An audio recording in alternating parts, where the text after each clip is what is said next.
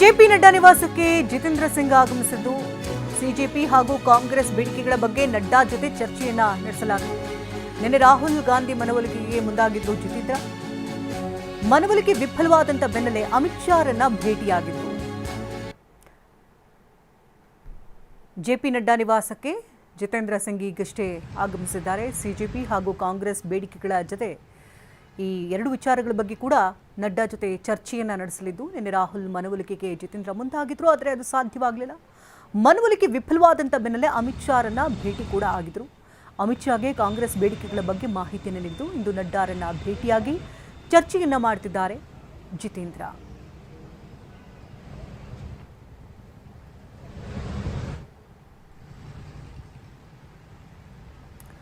ಇನ್ನು ಅಂಕಿತರನ್ನ ಕೂಡ ಭೇಟಿಯಾಗ್ತಾರೆ ಜಿತೇಂದ್ರ ಅಂತ ಹೇಳಲಾಗ್ತಾ ಇದೆ. ಅವರ ಬೇಡಿಕೆಗಳಿಗೆ ಏನೇನಿದೆ, ಯಾಕೆಂದರೆ ಆಸ್ಪತ್ರೆಯಿಂದ ಮತ್ತೊಂದು ಆಸ್ಪತ್ರೆಗೆ ಈಗ ಬೇರೆ ಕಡೆ ಶಿಫ್ಟ್ ಆಗಿರೋದ್ರಿಂದಾಗಿ ಅವರ ಆರೋಗ್ಯವನ್ನು ವಿಚಾರಿಸೋದ್ರ ಜೊತೆಗೆ ಅವರ ಬೇಡಿಕೆಗಳು ಏನೇನಿದೆ ಅದೆಲ್ಲದ್ರ ಬಗ್ಗೆ ಕೂಡ ಸಂಪೂರ್ಣವಾದಂತಹ ಮಾಹಿತಿಯನ್ನು ಕೂಡ ಪಡ್ಕೊಳ್ತಾರೆ.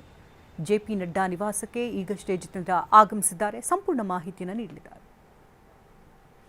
ಇದು ಗುಜರಾತ್ನಲ್ಲೂ ಕೂಡ ಕಾಂಗ್ರೆಸ್ ಕಾರ್ಯಕರ್ತರು ತೀವ್ರವಾದಂತಹ ಪ್ರತಿಭಟನೆಯನ್ನು ನಡೆಸ್ತಾ ಇದ್ದಾರೆ. ರಾಹುಲ್ ಗಾಂಧಿಯನ್ನ ವಶಪಡಿದಂತಹ ಬೆನ್ನಲ್ಲೇ ಅದನ್ನು ಖಂಡಿಸಿ ಪ್ರೊಟೆಸ್ಟ್ ಕೂಡ ನಡೆಸ್ತಾ ಇದ್ದಾರೆ. ಅಹಮದಾಬಾದ್ನಲ್ಲಿ ಕಾರ್ಯಕರ್ತರು ಧರಣಿಯನ್ನು ಕೂತು ಹೈಡ್ರಾಮವೇ ನಡೀತಾ ಇದೆ. ಪ್ರತಿಭಟನಾಕಾರರನ್ನ ಪೊಲೀಸರು ವಶಕ್ಕೆ ಪಡ್ಕೊಂಡಿದ್ದಾರೆ. ಕೇವಲ ಗುಜರಾತ್ ಮಾತ್ರವಲ್ಲ, ದೇಶದ ನಾನಾ ಭಾಗಗಳಲ್ಲಿ ಕೂಡ ರಾಹುಲ್ರನ್ನ ವಶಕ್ಕೆ ಪಡೆದಿದ್ದಾಗಿ ಕೇಂದ್ರ ಸರ್ಕಾರದ ವಿರುದ್ಧ ಆಕ್ರೋಶಗಳು ಕೂಡ ವ್ಯಕ್ತಪಡಿಸಿದ್ದಾರೆ. ಇತ್ತ ತಮಿಳುನಾಡಿನಲ್ಲೂ ಕೂಡ ಪ್ರೊಟೆಸ್ಟ್ ಆಗ್ತಾ ಇರುವಂತಹ ದೃಶ್ಯಗಳನ್ನ ನೋಡ್ತಾ ಇದ್ದೀವಿ. ಕೇಂದ್ರ ಸರ್ಕಾರ ಸರ್ವಾಧಿಕಾರಿ ಧೋರಣೆಯನ್ನು ತೋರ್ತಾ ಇದೆ. ಪ್ರತಿಭಟನಾಕಾರರನ್ನ ಈ ರೀತಿಯಾಗಿ ಹತ್ತಿಕ್ಕೋದು ಸರಿಯಲ್ಲ. ರಾಹುಲ್ ಗಾಂಧಿಯವರ ಬಾಯನ್ನು ಮುಚ್ಚಿಸುವಂತಹ ಪ್ರಯತ್ನಕ್ಕೆ ಈಗ ಮುಂದಾಗ್ತಾ ಇದೆ ಕೇಂದ್ರ ಸರ್ಕಾರ ಅಂತ ಆಕ್ರೋಶವನ್ನ ವ್ಯಕ್ತಪಡಿಸಲಾಗ್ತಾ ಇದೆ. ಪಾಟ್ನಾ, ಬಿಹಾರದಲ್ಲೂ ಕೂಡ ಸಾಕಷ್ಟು ತೀವ್ರ ಆಕ್ರೋಶಗಳು ಕೂಡ ವ್ಯಕ್ತವಾಗ್ತಾ ಇದೆ. ಲಾಠಿ ಚಾರ್ಜ್ಗೆ, ವಿದ್ಯಾರ್ಥಿಗಳ ಮೇಲಾದಂಥ ಲಾಠಿ ಚಾರ್ಜ್ಗೆ ದೇಶದಾದ್ಯಂತ ಆಕ್ರೋಶಗಳು ವ್ಯಕ್ತವಾಗ್ತಾ ಇದ್ದು, ಬಿಹಾರ ರಾಜಧಾನಿ ಪಾಟ್ನಾದಲ್ಲಿ ಬೃಹತ್ ಪ್ರತಿಭಟನೆ ಕೂಡ ನಡೀತಾ ಇದೆ. ವಿದ್ಯಾರ್ಥಿ ಸಂಘಟನೆಗಳಿಂದ ಕೇಂದ್ರದ ವಿರುದ್ಧ ತೀವ್ರತರನಾದಂಥ ಪ್ರತಿಭಟನೆ ನಡೀತಾ ಇದೆ.